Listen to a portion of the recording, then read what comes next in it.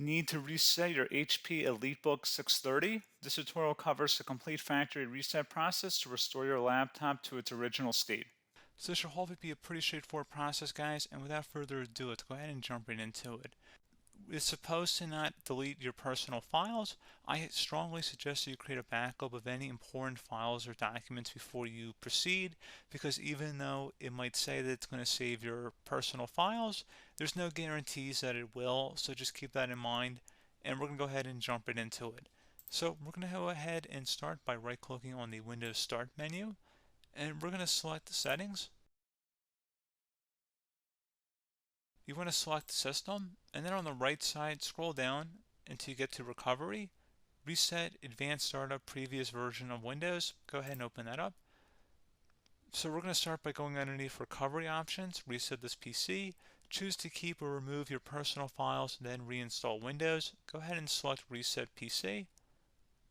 Underneath Choose an option, Keep My Files removes apps and settings but keeps your personal files. Now, like I said, there's no guarantee, but you still want to create a backup, but we are going to select that for today's tutorial here. And it's going to ask how would you like to reinstall Windows. I usually do a local reinstall, so that's what I'm going to select. And current settings is going to reinstall Windows from this device, and then we're going to select next again. This shouldn't take too long here, guys. And resetting will change settings back to their default, keep personal files, reinstall Windows from this device, remove all apps and programs, and you can also view what apps will be removed. This will take some time and your PC will restart. These are the apps that will be removed, so take note of that. So you're definitely going to have to reinstall some stuff once it's done. So it looks like I accidentally closed out of there, so I'm just going to go back to exactly where we were. And we're just going to go ahead and proceed with the reset here and select reset.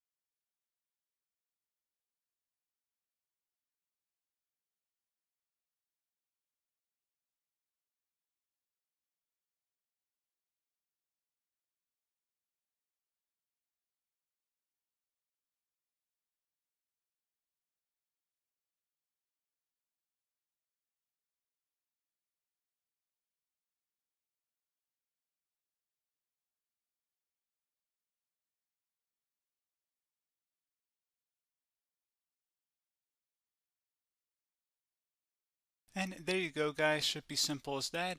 Go ahead and reinstall any of the applications that were removed. You can see a list of them by clicking on the link that's going to be on our desktop here. And that's pretty much it, guys. So, as always, thank you for watching this brief tutorial. Do hope I was able to help you out, and I do look forward to catching you all in the next tutorial. Goodbye.